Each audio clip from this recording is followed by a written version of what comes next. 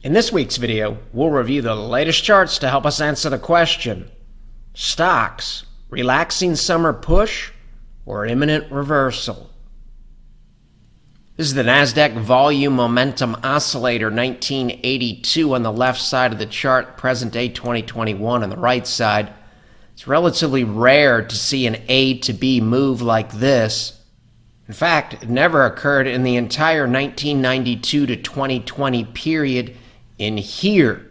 We have to go back to the 1982-1991 window to find similar cases. We wondered, how many times have we seen a similar A to B move and what happened next in the stock market? The answer is 3 times: August of 1983, September of 1985, and June of 1991. 2 years to 10 years later, the S&P 500 was higher in each case. 1 year out, a little bit mixed. The 1983 case saw the S&P 500 decline by 3.33%. How about the NASDAQ? A little rougher over the first year in the 1983 case, but once again, 100% of the cases, the NASDAQ was higher 2 years out to 10 years later. Back to the S&P 500, 5 years from the date of the signal, which is similar to May 13th, 2021. 5 years out, the average gain was roughly 74%. The median gain was roughly 74%. What type of givebacks did investors have to go through to get to the right side of this table in the 3 historical cases? The average maximum drawdown in the S&P 500 for the 3 cases was 3.31% from the date of the signal. Once again, that's similar to May 13th, 2021. In the NASDAQ, the average decline was 9.12%, mainly due to this big giveback in the 1983 case. Hypothetically, if we experience something similar in the present day in the S&P 500, from the date of this signal, the 1-year drawdowns would be in this area here, around 4,100 hypothetically. Worst case scenario, you would come back above 3,700, which takes us back to the January 2021 low here. Similar outcomes in the NASDAQ, relatively muted maximum 1-year drawdowns in 2 of the 3 cases. Worst case scenario, hypothetically, we would go back to June 2020 levels. It's a chart of the S&P 500 dating back to 1965. Bottom of the screen shows long-term rate of change. We can make an argument that this A to B to C to D move is similar to this A to B to C to D move. In both cases, years later, rate of change came back down to the lower blue horizontal line at point E here, similar to this point E here in 2020. And in both cases, from the lower blue line, rate of change had somewhat of a double topping look here at point F, somewhat of a double topping look here at point F. Point F in the first case occurred in 1984. Point F is the present day in 2021. This chart is dated May 25th. If we zoom in on the 1984 case, we know from previous videos from a rate of change perspective, the major low here in 1982 is similar to the major low in March of 2020. In both cases, you had a massive and sharp rally, and things started to slow down a little bit after the sharp rally. It's good to keep in mind, in the 1982-1983 case, eventually we ran into the Nordique phase, and the S&P 500, shown at the top of the screen, had a maximum drawdown of 14.38%. It's very, very easy when we're talking about the possibility of a Nordique phase to get extremely bearish. However, we should keep in mind, from point B here, which is similar to this point B here on this S&P 500 chart, the S&P 500 gained an additional 933% from this low here. Also noteworthy that point A and point B and point C all occurred within the context of a secular bull market. And once again, we can make an argument that we have similar long-term patterns of human behavior in both cases, helping us keep an open mind about much better than expected outcomes, looking out several years, while maintaining realistic expectations about how markets operate in the real world. We just noted that the sharp move off the February 2020 low was similar to the sharp move off the 1982 low.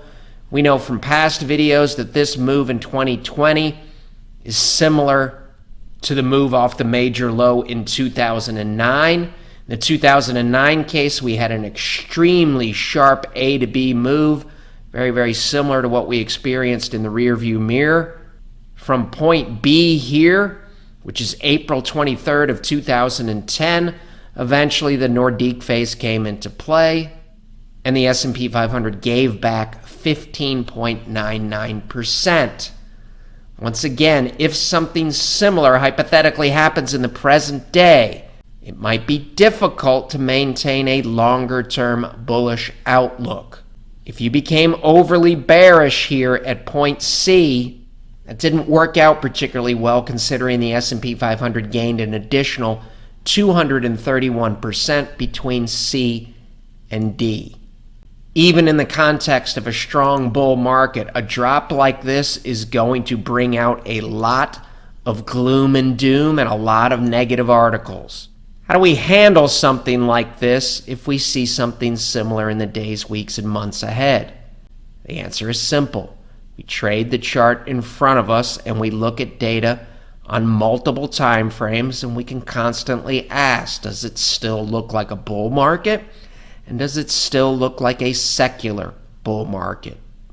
During a move like this, longer-term charts can help immensely. This is the NASDAQ Volume Summation Index, 1981 to 2021. Once again, an A to B move like this, extremely rare. To find a similar one, we have to go all the way back to the 1980s. This point here in the 1980s is similar to this point here in the present day. This low was reached on May 17th, 2021, which is the date of the signal. This is the date of the signal in the 1983 case for the S&P 500, the same date shown on the 1983 chart of the NASDAQ. Thus, it might be helpful. What happened after the date of the signal in the 1983 case? The S&P 500 righted itself and gained 6.46% between point A and point B. The NASDAQ made a discernible lower high, tacking on 1.66% between point A and point B. In both cases, after the move to B, the bulls were given a little bit of a reality check after a massive move. The S&P 500 gave back 14.38% from B to C, much harsher in the NASDAQ, a 26% give back between point B and point C. Since we know the date of the signal in the present day was May 17th, 2021, we know where the S&P 500 was trading on May 17th, and we know where the NASDAQ was trading on May 17th. We can do some back-of-the-envelope projections to see what a similar A to B to C move might look like in the S&P 500 hypothetically. If we gain 6.46% from May 17th levels in 2021 and did it over a similar time frame, hypothetically the S&P 500 could peak at 4432, and we might reach that level somewhere around July 15th of 2021. That would be the A to B move. The B to C move, hypothetically, would take us back to 37.95 on April 29th of 2022. As always, this is not a forecast. It just helps us better understand a wide range of outcomes from a probabilistic perspective. In the present day, it may be difficult to respect that the S&P 500 could move to 4432 before having some type of give back. The remainder of the video was recorded after 2:40 p.m. on Friday, May 28th, with the S&P 500 up about 12 points intraday. Nothing really new to report here. Here's the look during Friday's session. Nothing particularly alarming or bearish about this look, and nothing particularly bullish at this point. RSP versus SPY, this is a chart we've covered numerous times in the past. You can make a rational argument that this look here on the right side of the screen is similar to this look here. Why is that potentially relevant? Because this basic look here was July 31st, 2009, telling us to keep an open mind about more upside relative to what we could be expecting with 2010 analogies. How is this possible? Stay-at-home trade and COVID. Also noteworthy, in this case, you had cleared the 50-month moving average here where my cursor is. It still lies ahead and could be potential resistance. Might see a look like this, and this, even if we get a bullish resolution. You can pause your video player here. What this shows you is the difference between the weightings between RSP and the S&P 500. Also noteworthy, in the 2009 case, RSP continued to outperform from the purple box for an additional 1.83 years. Recent headlines from the Wall Street Journal, both of these could potentially push stocks higher between now and year end. NYSE AD line covered this chart here where my cursor is in the May 14th video. This was the look last week. This is the look intraday on Friday, May 28th. At this moment, nothing particularly alarming or bearish here. Updating our SPY TLT chart intraday, 12:55 p.m. is the print here. No resolution. This isn't particularly concerning, and it's not particularly confidence inspiring. Right now, this looks like an uptrend and sideways consolidation with no resolution. S&P 500 chart that we covered on May 14th. This was the look that we covered a week later, saying that we look like we're trying to hold here at a logical area. Lower right-hand corner of your screen is the look intraday, 12:51 p.m. with the S&P 500 up 13.86 points. It's this gap here that would be relevant walking forward as a reference point. This gap is also relevant here.